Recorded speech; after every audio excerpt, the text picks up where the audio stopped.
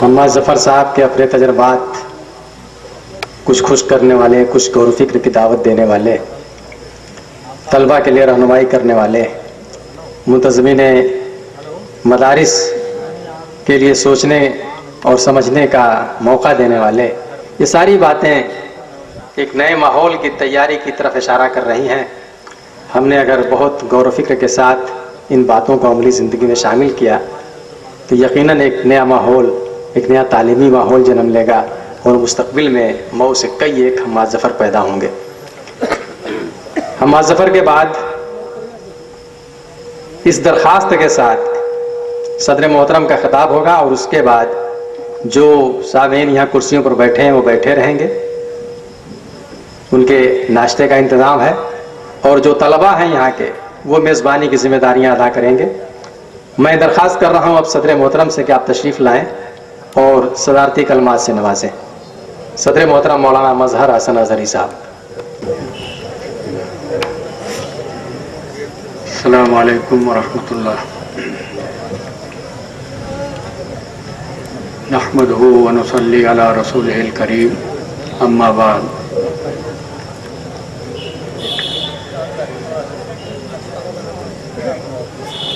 محترم جناب سالم انصاری صاحب MP اور ہمارے محبوب لیڈر اور نیتا اتل کمار انجان صاحب، تمام تعلیمی اداروں کے ذمہ داران،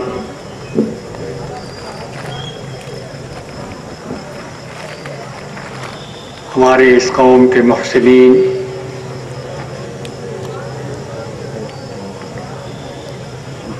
اور عزیزم حماد ظفر صاحب، آج کا ہمارا یہ پروگرام جناب حماد ظفر صاحب ایک بڑے امتحان میں کامیابی کی خوشی میں اور ان کے اعزاز میں یہ پروگرام رکھا گیا ہے۔ آپ سب لوگوں نے اس پروگرام میں شرکت کی اور بڑی خاموشی کے ساتھ تعلیم سے متعلق ہماری ذمہ داریوں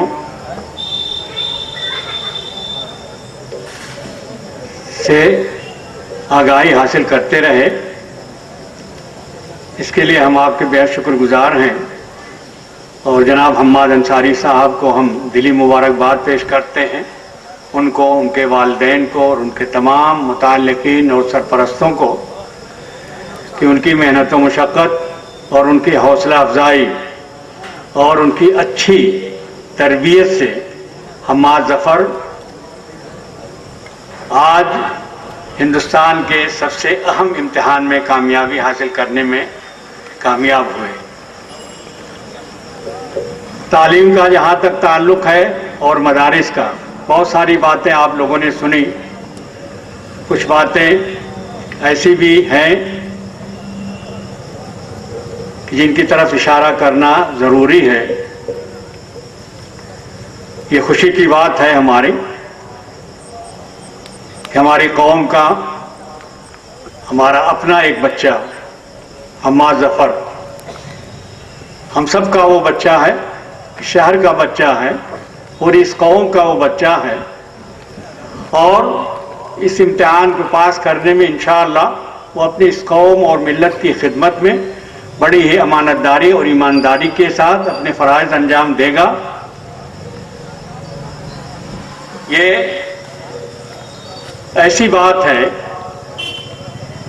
مدارس کے تعلق سے سبوں نے یہ کہی کہ مدارس کے لیے، خاص طریقے سے جامعہ عالیہ عربیہ یا جامعہ سلفیہ کے لیے بڑے فخر کی بات ہے کہ ان کے یہاں کا ایک تربیت یافتہ طالب العلم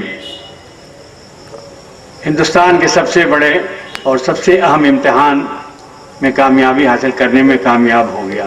یہ صحیح بات ہے، ڈبل یہ خوشی کی بات ہے کہ ایک تو وہ اس امتحان میں کامیاب ہوئے، دوسرے یہ کہ ایک عربی مدرسے میں پڑھ کر کے جس نے اپنے تعلیمی سفر کا آغاز ایک عربی مدرسے سے شروع کیا اور وہاں تک اس منزل تک پہنچا، یہ صحیح بات ہے کہ خاص طریقے سے یہ قابل مبارکباد ہے۔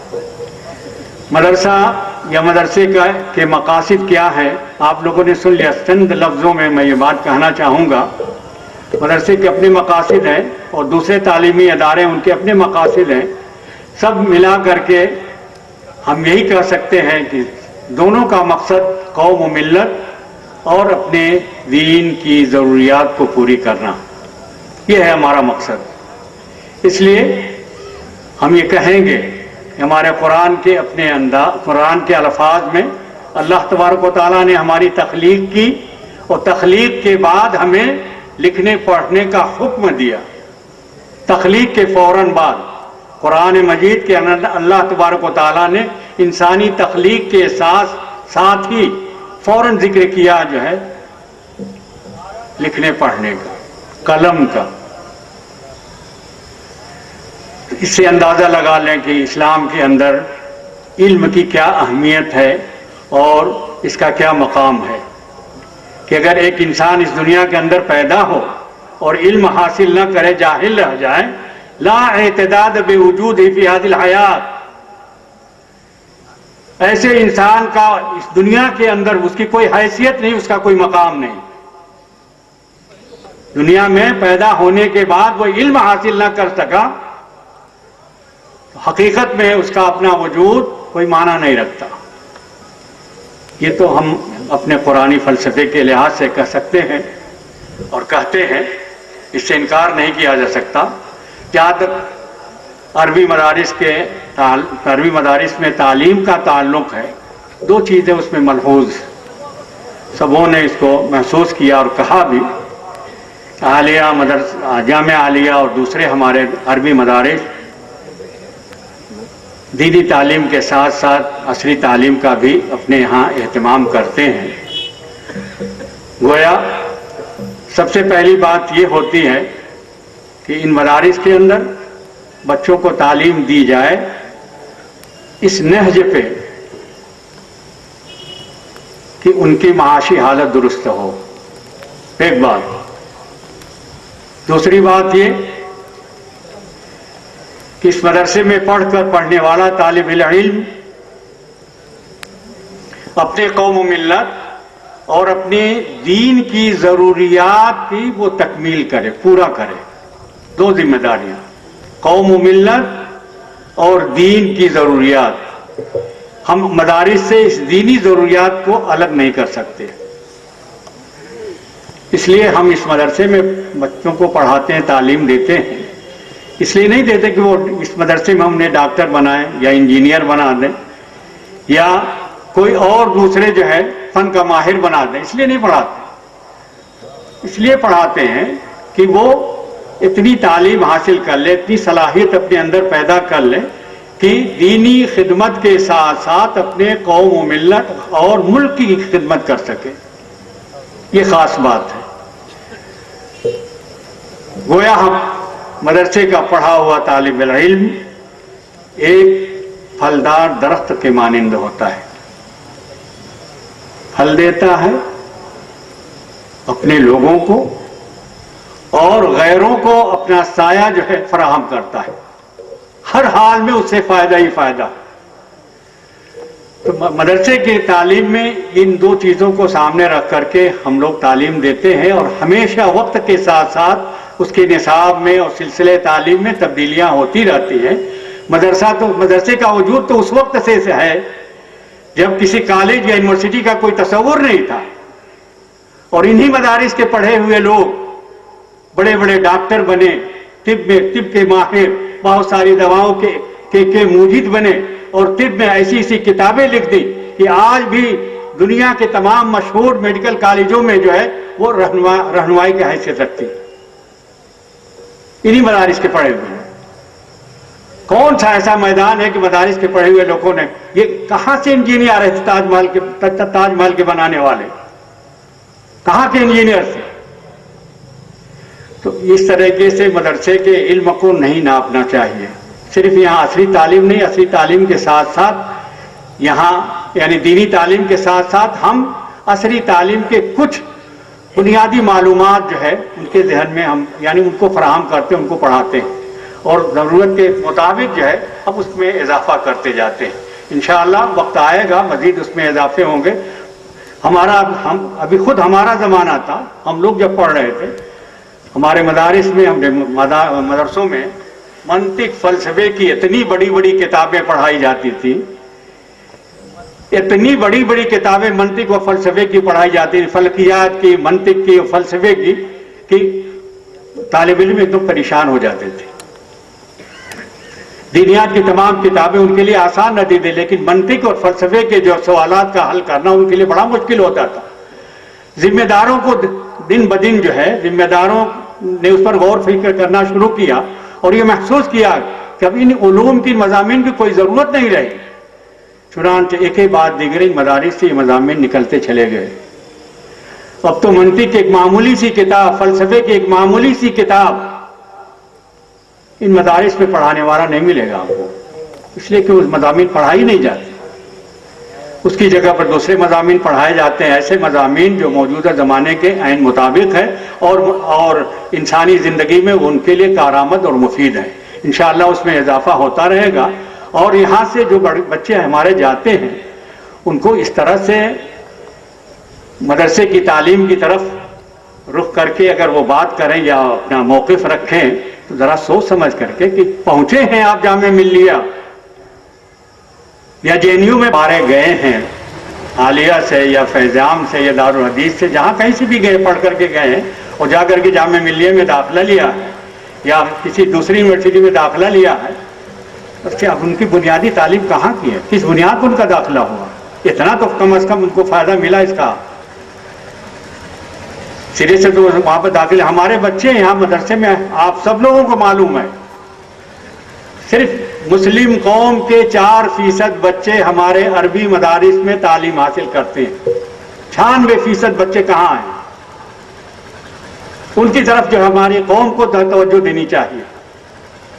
ان 4% کے بچوں کی طرف جو ہے مدارس والے توجہ دے رہے ہیں. ان میں جو ہے دیکھیے اب اس طرح سے یعنی سب سے اہم امتحان پاس کرنے والے بھی بچے نکل رہے ہیں. مئو کے چند جو ہے 7 بچوں میں سے کئی ایک بچے ایسے ہیں جنہوں نے اپنے تعلیمی سفر کا آغاز انہی عربی مدارس سے شروع کیا تھا. یہ بات ہے، مدرسوں کو اس طرح سے حقیر نہیں سمجھنا چاہیے. تمام مجلسوں میں، تمام جو ہے سیمیناروں میں جب بھی بات آتی ہے تعلیم کی، مسلمانوں کے پسماندگی کی، تو سارا الزام سب اٹھا کر کے مدرسوں پہ رکھ دیا جاتا ہے. ساری ذمہ داری مسلمانوں کی پسماندگی کی ساری ذمہ داری یہ عربی مدارسوں پر. قوم کا پیسہ برباد کرتے ہیں، یہ کرتے ہیں، بچوں کی زندگی سے کھیلتے ہیں. نہ جانے یہ 4% بچے ہمارے یہاں ہیں بس. اور وہ بھی کون ایسے بچے 4% ہوتے ہیں؟ ایسے بچے جو کسی سرکاری اسکول میں کتاب خریدنے کی نہ طاقت نہ ہونے کی وجہ سے یا کسی جو ہے پرائیویٹ اسکول میں اس لیے نہیں جاتے کہ ان کو فیس دینے کی ان کے اندر جو ہے اتنی طاقت نہیں ہے. کوئی بچے، زیادہ تر ایسے بچے ہمارے یہاں آتے ہیں، انہیں پڑھایا جاتا ہے، انہیں ان کی تربیت دی جاتی ہے، انہیں اصلاح بنایا جاتا ہے. جو بچے باصلاحیت ہوتے ہیں ان کے اندر شوق اور جذبہ ہوتا ہے مزید علمی جو ہے سفر کو جاری رکھنے کا، آگے بڑھنے کا، وہ آگے بڑھتے ہیں اور کامیاب ہوتے ہیں. بہت سارے جو ہے بچے ہمارے یعنی دنیا کے یعنی عرب ممالک میں بھی اور ہندوستان کے اندر تمام بڑی یونیورسٹیوں میں بچے پڑھ رہے ہیں اور پڑھ کر کے جو ہے اچھی سے اچھی خدمات انجام دے رہے ہیں. بہرحال یہ ایک بات الگ ہے. تعلیم کا جہاں تک سوال ہے، مسلمانوں میں یہ بیداری پیدا ہو چکی ہے، مزید جو ہے اس کی طرف توجہ دینے کی ضرورت ہے. عربی مدارس والے بھی اس کی طرف توجہ دے رہے ہیں اور ہر دن ہر روز اس میں مزید کوئی اصلاح کرنے کی کوشش کرتے ہیں تاکہ مدرسے کا نصاب موجودہ زمانے کے مطابق ہو. ان کی دینی تعلیم بھی اپنی جگہ پر باقی رہے، لیکن اس کو ایسا تو نہیں ہو سکتا کہ ہم قرآن کو حذف کر دیں، قرآن پڑھانا چھوڑ دیں، قرآن کو بدل دیں، حدیث کی جتنی کتابیں ان کو بدل دیں، کہ حدیث پڑھانا چھوڑ دیں، فقہ کی کتابیں پڑھانا چھوڑ دیں. ایسا نہیں کہ وہ سب ہمارے لیے لازمی چیزیں ہیں، اس کے علاوہ جو مزید اوقات ہمارے ہیں اس میں ایسے مضامین داخل کیے جائیں جس سے بچوں کے پڑھنے کے بعد بچوں کی معاشی حالت کا کوئی ذریعہ نکل سے معاشی ذریعہ اس کے کسب معاش کا ذریعہ بن جائے اور اس سے وہ اپنی جو ہے زندگی گزار سکے، اور آگے اگر بڑھنا چاہیں تو کسی یونیورسٹی میں کسی کالج میں جا کر کے اپنی اس تعلیم کو مکمل کریں اور آگے بڑھیں۔ اور اس میں سے آپ نے دیکھا بہت سے لڑکے جاتے ہیں میڈیکل کالج میں جاتے ہیں، BUMS کی ڈگری لے کے آتے ہیں، اپنے پاؤں پہ کھڑے ہوتے ہیں، اپنے آسانی سے جو ہے اپنی زندگی گزارتے ہیں۔ ایسے ہی بہت سارے ایسے بچے ہیں جو یہاں کے بعد کسی عرب ممالک میں ان کا داخلہ ہو جاتا ہے، وہاں جا کے تعلیم مکمل کرتے ہیں، اس کے بعد ان کے حالات ہی وہاں سے بدل جاتے ہیں، کہیں نہ کہیں ان کو وہیں ملازمت مل جاتی ہے، کہیں دوسری جگہ ملازمت مل جاتی ہے۔ اس طریقے سے یہ سلسلہ جاری ہے اور رہے گا۔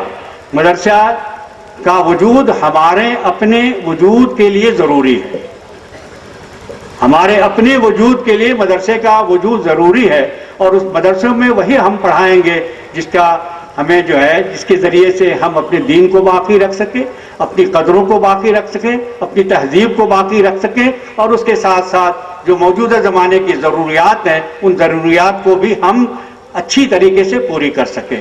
انہی چند باتوں پر اپنی بات میں ختم کرتا ہوں اور آپ لوگوں کا شکریہ ادا کرتا ہوں کہ آپ لوگوں نے اس طویل ترین پروگرام میں بڑے ہی دل جمعی کے ساتھ جو ہے آپ بیٹھے رہے، اس میں شرکت کی، اور ہمارے عزیزم جناب حماد